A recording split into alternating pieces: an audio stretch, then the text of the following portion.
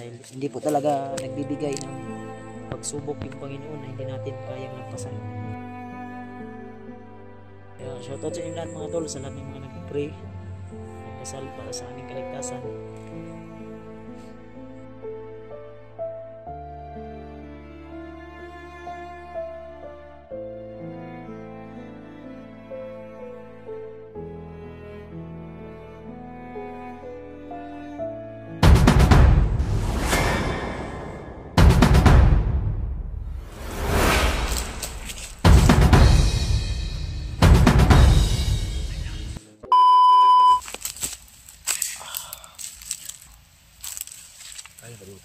Kaya pa man. Enggak ngulungan.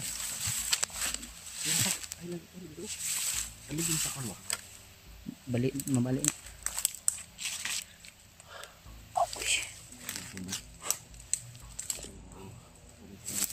Tuloy po kami sa aming paglalakbay upang makababa kami. Kaya dito kasama pa rin natin si SG at saka si Dax.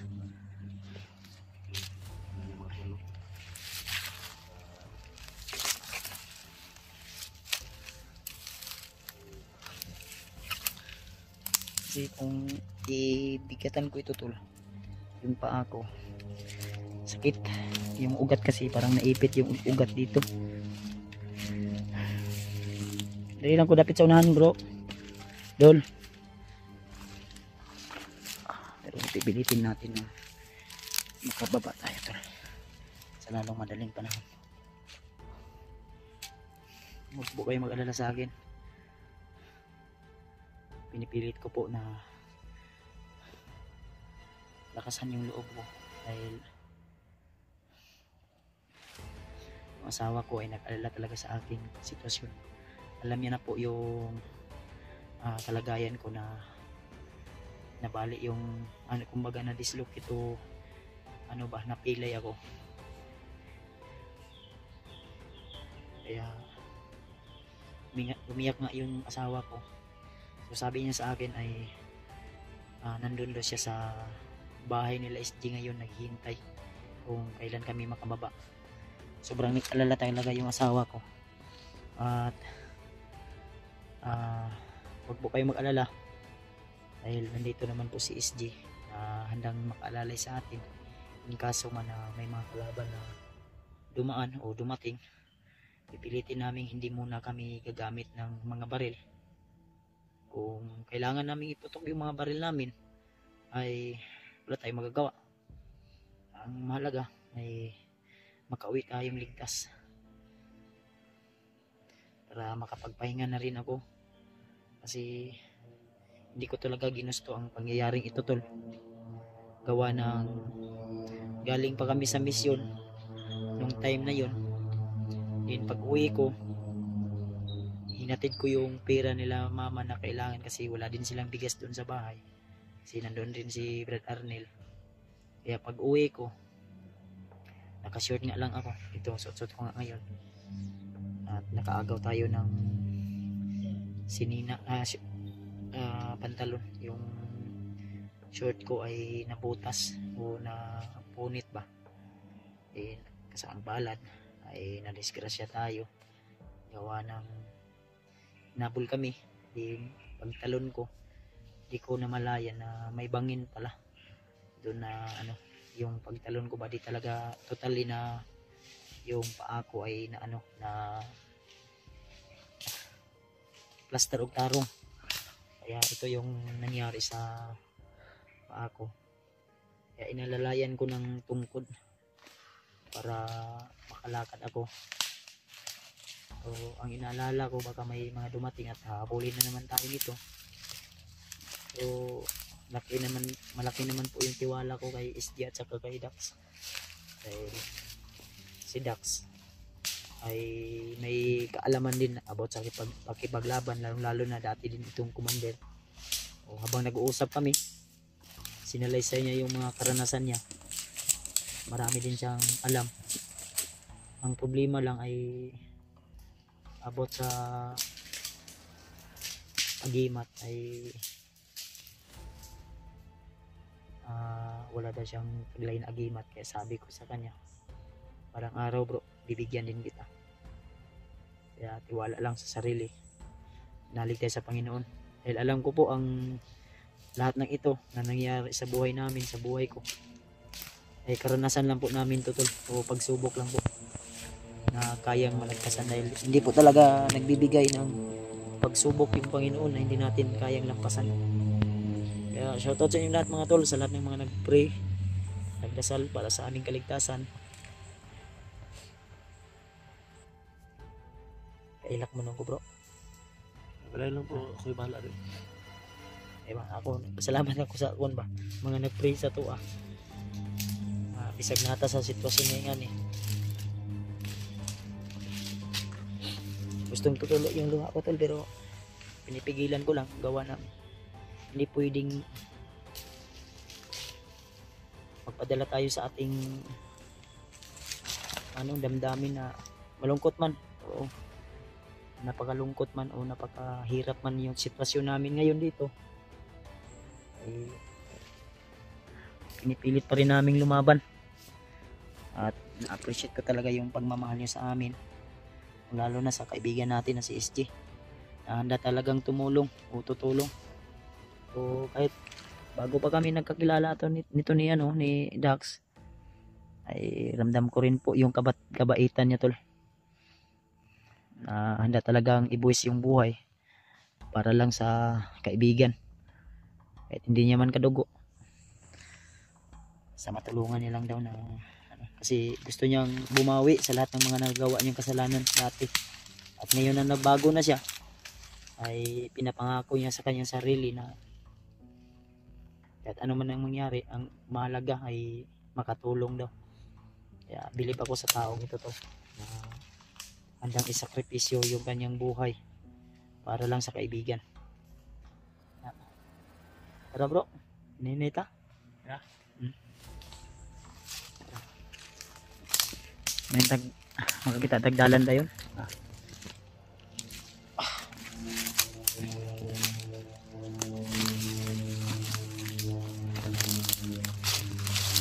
Ikaw na Brad. Ang kapit.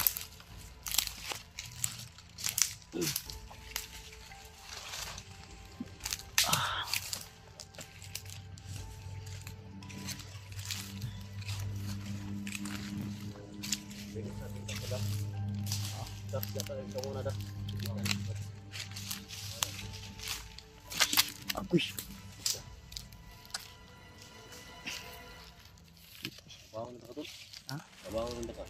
Ay lang, bilisod pagkuhan. Balag hinihini lang. Balag hinihini lang. Makuhan manggut, murag mainat ba ang ugat. Dito talaga yung sitwasyon tol, pag parang naisip ko nga na parang pabigat na lang ako dito sa ano namin, sa sitwasyon namin dito. Parang ako na yung naging pagbigat dito, pero lalay lang.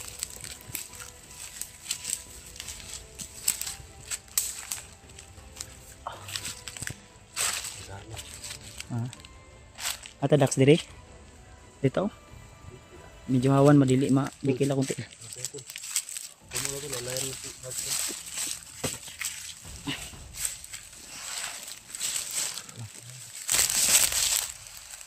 Ya aku ikut sama.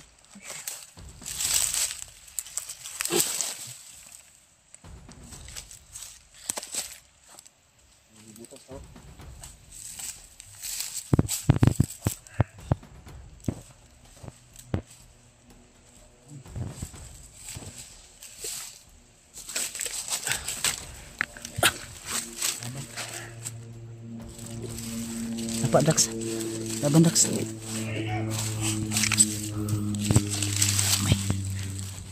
Oke, tago Dax. Kelaban.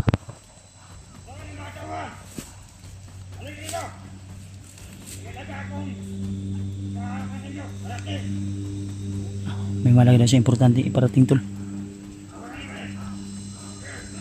Atras kay may Brad.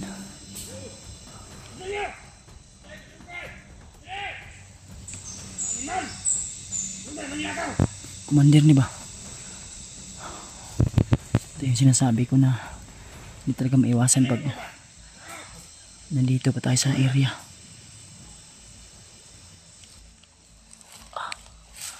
Sobrang dami na naman yung humarang. Napadags. Apa.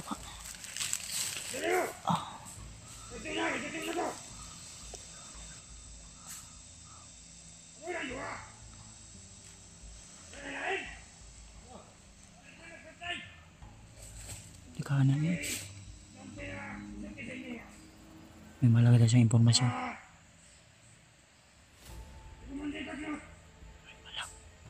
Si Pab na tatol. Papasok daw si Pab. Pupunta na dito sa Mount Padjang si Pab. Diyos ko Lord.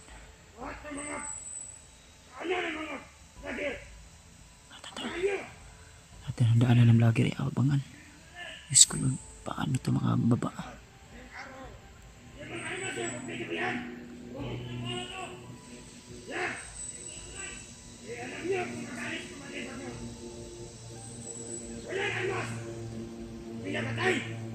Walang armas daw pinapatay bro.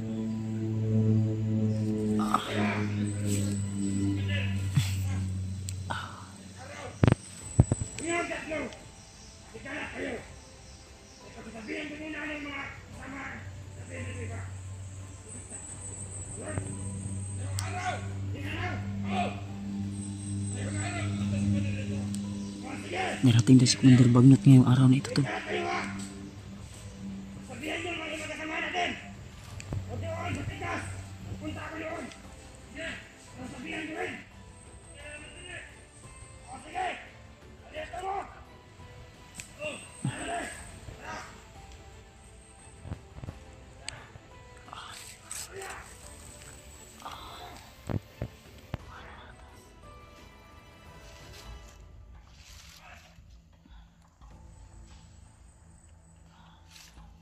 Lahat ng daanan ng mga vlogger daw ay harangan daw nila tol.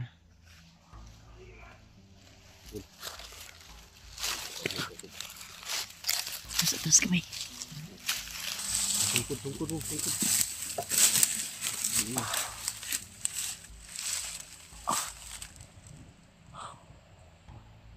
Baka naging pabigat na ako dito sa inyo tol. Ito gagawin ko lahat. Gawin namin lahat. Walang iwanan. Hindi kayo tol. Hindi kayo. Pero dito si Commander Bagnot.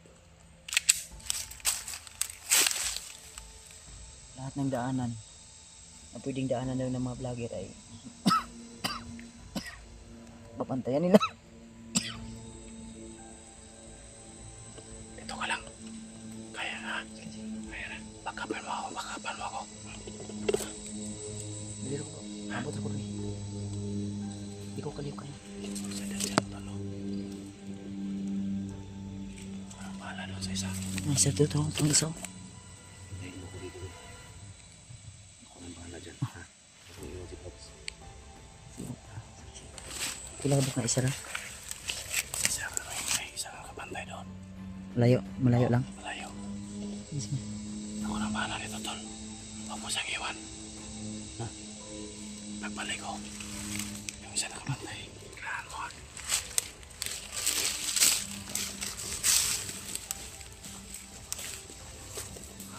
Ay, mata. Gagapangin ni SGN. Isa.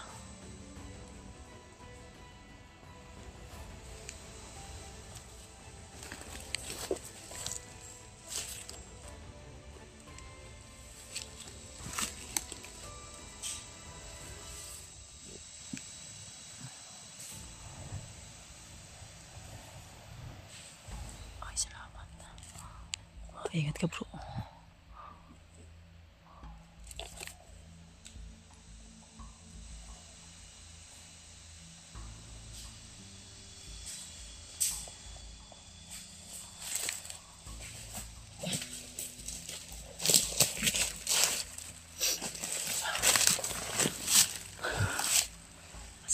Isa na kapantay dyan.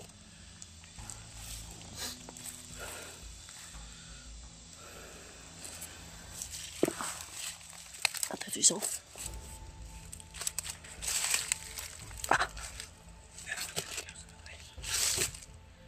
Tiray mo tayo naman.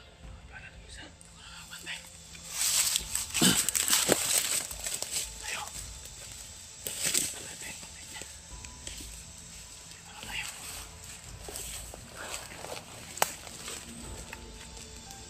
Ang isa na tulungan na ito isa sa unahan. May isa pa sa unahan, bro.